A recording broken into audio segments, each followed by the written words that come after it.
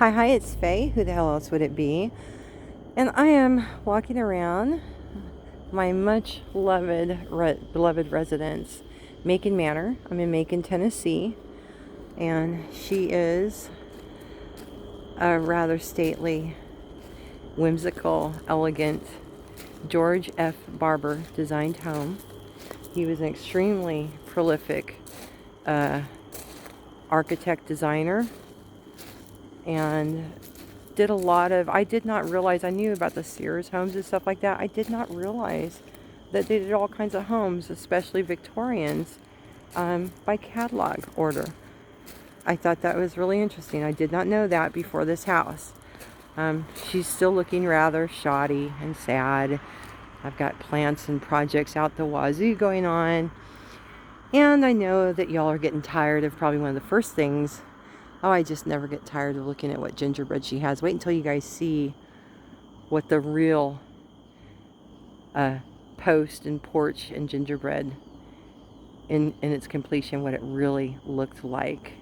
There's nobody alive today in this area that has ever seen this house in its original glory.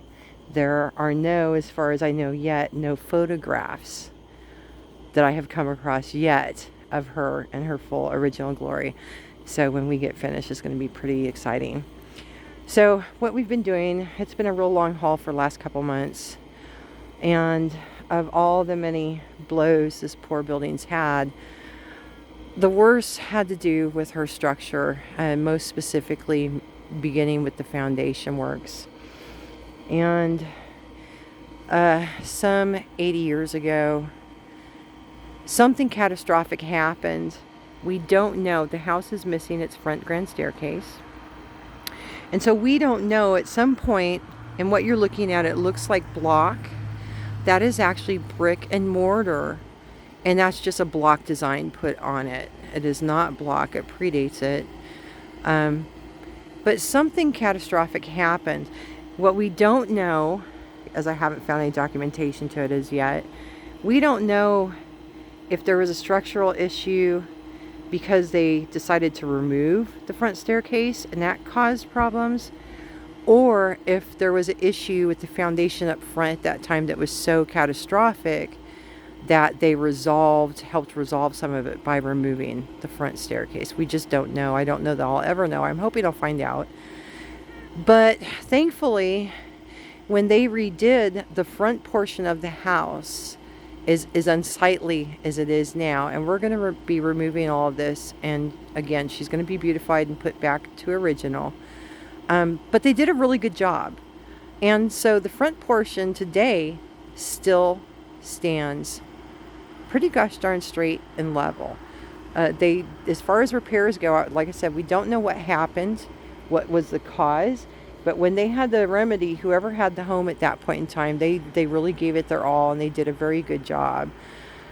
In walks the rest of the foundation that was left on its original pier work, which was brick and mortar.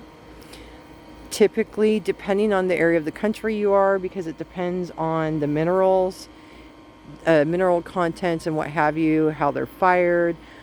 Brick piers can have anywhere from a 50 to almost 80-year lifespan in general. The house is about 140 years old, so do the math. It makes sense that somewhere between 30 plus and possibly almost 80 years ago that some significant problems started to show up. They had just outlived their life. And the real difficulties for this house started when people started doing other renovations, but nobody, owner after owner, nobody took on the problem at the root. Nobody dealt with the foundation.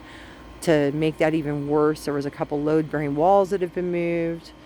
We've spent a lot of time. It's been nice. This home is based off of design number 4 in George F. Barber's Cottage Souvenir catalog. I believe it was in the first edition. It might also have appeared in the second. I'm not 100% sure about that. I'll have to look into that. When we get into fall and winter, I should have some time to be able to dig into that kind of information. But anyway, so this house for a very, very long time has been in sad shape and has been very woefully off level. And so what's crazy is we had a very exciting thing happen today. And I'm going to step back here so I don't fall. I'm actually going to turn my camera. It's starting to get dark. I'm going to step back here in hopes that it's probably hard to see. I'll do something else tomorrow. But we have this whole side of the house, as well as the back, which I'll walk around that, is level as of today. Every support beam underneath, every floor joist, perfect and on the bubble. It's miraculous. It's the most amazing thing ever.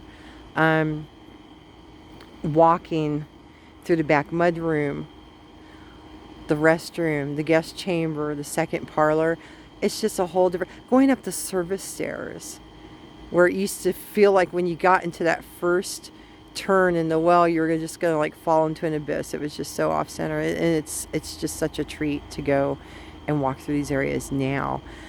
But here's the crazy thing. As you're looking at this, you're probably thinking, this house is perfectly level?